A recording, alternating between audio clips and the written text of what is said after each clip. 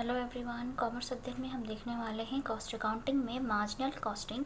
Marginal costing की अगर हम बात करें तो मैंने डिस्कस किया था कॉन्सेप्ट ऑफ मार्जिनल कॉस्टिंग क्या है। तो उस वीडियो का जो लिंक है आपको डिस्क्रिप्शन बॉक्स में मिल जाएगा और कॉस्ट अकाउंटिंग का जो प्लेलिस्ट है उसका लिंक भी आपको डिस्क्रिप्शन बॉक्स में मिल जाएगा ताकि आप आसानी से उन सारे वीडियोज़ को देख पाएंगे। इस वीडियो में हम डिस्कस करने वाले हैं meaning, definition and characteristics of marginal costing. तो थोड़ा सा हम इसकी डेफिनेशन देख लेते हैं क्या चीज़ें हैं। So marginal costing is also known as direct costing और वेरिएबल कॉस्टिंग।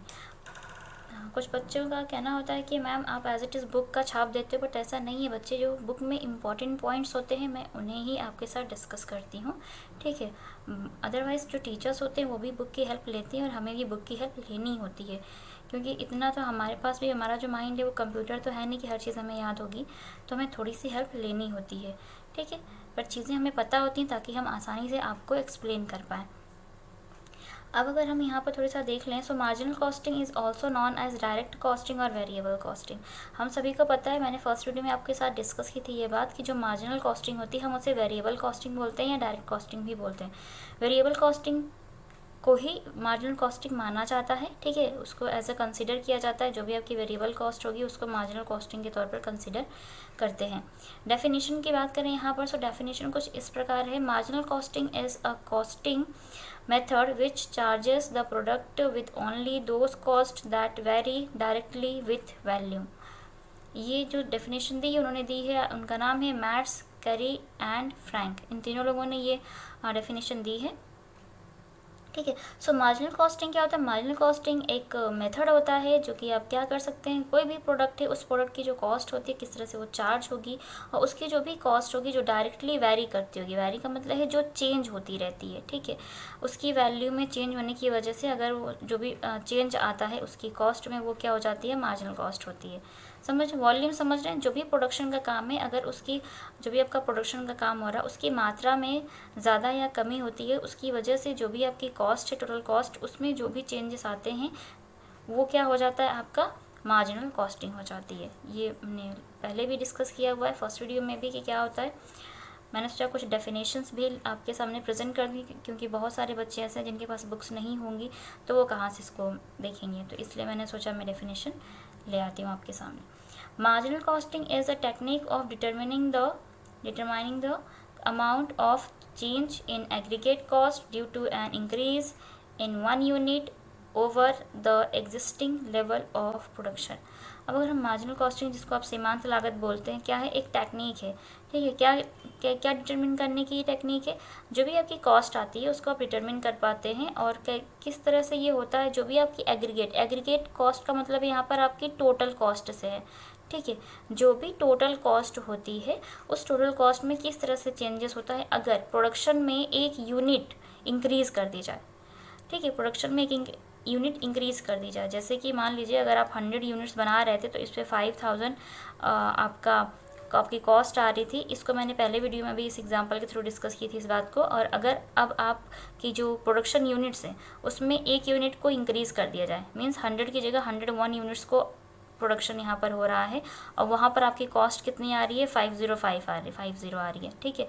तो जो कॉस्ट है आपकी टोटल कॉस्ट, उसमें जो चेंजेस है मीन्स 50 रुपीज़, ये क्या हो जाएगी आपकी? ये जो चेंजेस दिख रहा है ये आपकी मार्जिनल कॉस्टिंग हो जाती है, ठीक है। मीन्स एक यूनिट इंक्रीज़ करने से प्रोडक्शन में आपकी जो भी टोटल कॉस्ट होती है उसमें जो भी चेंजेस आता है, जितने अमाउंट का चेंज आता है वो आपका मार्जिनल कॉस्ट होता है, ठीक हो। ये डेफिनेशन किसने दी है? डी जोसेफ ने दी है। तो आप ये याद रखिए, डी जोसेफ ने ये डेफिनेशन दी हुई है, ठीक है। अब हम बात करते हैं थोड़ा सा कैरेक्टरिस्टिक्स ऑफ मार्जिनल कॉस्टिंग की। मार्जिनल कॉस्टिंग की क्या विशेषताएं होंगी? First point is technique of cost analysis and presentation. जैसा कि हमने डेफिनेशन में भी ये चीज़ डिस्कस की थी कि एक तरह की टेक्निक है जिसके थ्रू आप कॉस्ट का एनालिसिस करते हैं, कॉस्ट को डिटरमिन करते हैं, ठीक है, और प्रेजेंट करते हैं। Division of cost into fixed and variable. हम सबको पता है कि जो भी टोटल कॉस्ट होती है उस टोटल कॉस्ट को दो पार्ट्स में डिवाइड किया जाता है, पहली है वेरिएबल, दूसरी है फिक्स्ड कॉस्ट, ठीक है। सो जो भी आपकी कॉस्ट होंगी वो दो तरह से डिवाइड कर दी जाती हैं, एक होती है स्थायी लागत, एक होती है आपकी परिवर्तनशील लागत, ठीक है। Period cost and product cost की बात करें, सो पीरियड कॉस्ट वो होती है जो कि एक पर्टिकुलर पीरियड के लिए आप डिसाइड करते हैं कि इतना टाइम लगेगा तो इतनी कॉस्ट आएगी। प्रोडक्ट कॉस्ट वो होती है कि जितना आप प्रोडक्शन करते हैं उसके अकॉर्डिंग आप अपनी कॉस्ट को डिटरमिन कर लेते हैं कि हमें इतनी यूनिट का प्रोडक्शन करना है तो उस पर इतनी लागत आएगी, इतनी कॉस्ट आएगी। ठीक है ना, समझ गए आप। क्योंकि कॉस्ट दो तरह से होती है। जैसे आप घर बनवाते हैं तो हो सकता है कि वो आपके जितने हाउसेस बन रहे हैं, ठीक है, जितनी ईंटें यूज़ हो रही उसके अकॉर्डिंग चार्ज करें, या फिर जितना टाइम वो काम कर रहे हैं उस टाइम का काम चार्ज करें पैसा। ठीक है, जैसे कि एक होता है कि पर डे चार्ज करते हैं, एक होता है ठेके पे ले लिया उन्होंने, तो एक काम के अकॉर्डिंग कॉस्ट आती है और एक टाइम के अकॉर्डिंग कॉस्ट आती है। तो उन कॉस्ट को डिटरमिन आसानी से किया जाता है मार्जिनल कॉस्टिंग में। तो इसमें पीरियड कॉस्ट और प्रोडक्ट कॉस्ट दोनों ही इंपॉर्टेंट रोल रखते हैं। ठीक है, वैल्यूएशन ऑफ स्टॉक। अब वैल्यूएशन ऑफ स्टॉक भी किया जाता है मार्जिनल कॉस्टिंग में, तो ये भी इसकी क्या है, कैरेक्टरिस्टिक्स है, मीन्स रहतिये का मूल्यांकन, चाहे वो ओपनिंग हो या क्लोजिंग हो। ठीक है, डिटर्मिनेशन ऑफ प्राइस। अब जो भी प्रोडक्ट है, जो प्रोडक्शन हुआ है, उसका प्राइस कैसे डिटरमिन करेंगे, तो आप मार्जिनल कॉस्टिंग की मदद लेकर के प्राइस को डिटरमिन कर सकते हैं। सो प्राइस डिसाइड करना भी किसी भी प्रोडक्ट का इसके अंदर आ जाता है, ये भी इसकी क्या है, विशेषता है। Calculation of profit. Calculation of profit की बात करें तो जब कभी भी आप कोई भी प्रोडक्ट बनाते हैं, सेल करते हैं, बिजनेस करते हैं किसी भी प्रोडक्ट के साथ, तो आप प्रॉफिट भी डिटरमिन करना चाहते हैं, तो उस प्रॉफिट का कैलकुलेशन भी आप मार्जिनल कॉस्टिंग के थ्रू कर सकते हैं। सो मार्जिनल कॉस्टिंग में प्रॉफिट को भी इंक्लूड किया जाता है। रिकवरी ऑफ कॉस्ट की बात करें तो कोई भी ऐसी कॉस्ट है जो कि नहीं होनी चाहिए थी, उनकी रिकवरी आसानी से आप मार्जिनल कॉस्टिंग में की जा सकती है, तो ये भी इसकी विशेषता है। ब्रेक इवन पॉइंट की बात करें तो जिसको आप हिंदी में बोलते हैं कि समविच्छेद विश्लेषण।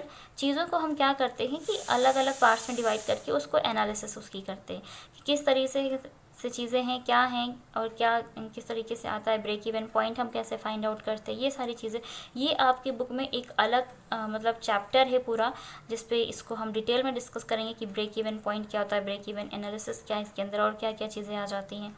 ठीक है, अभी मुझे यकीन है आपको मार्जिनल कॉस्टिंग की डेफिनेशन और इसकी कैरेक्टरिस्टिक्स समझ में आ गई होंगी, क्योंकि मुझे लगा ये जो भी हेडिंग्स है वो आपके साथ डिस्कस कर लूँ ताकि आसानी से आपको चीज़ें क्लियर हो जाएं, और अगर थ्योरी पोर्शन पूछता है तो आप आसानी से इसको लिख पाएंगे।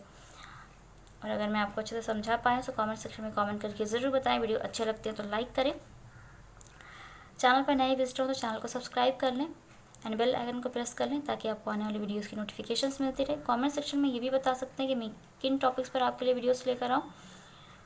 ज़्यादा इन्फॉर्मेशन के लिए, अपने डाउट्स को क्लियर करने के लिए आप मुझे इंस्टाग्राम पेज पर फॉलो कर सकते हैं, वहाँ पर मैं आपको डायरेक्ट मैसेज कर सकती हूँ, आप भी कर सकते हैं। जो भी आपके डाउट्स हैं, जो भी आपके क्वेश्चन हैं, जिनका आंसर नहीं आ रहा, उनकी फ़ोटो शेयर कर सकते हैं आप।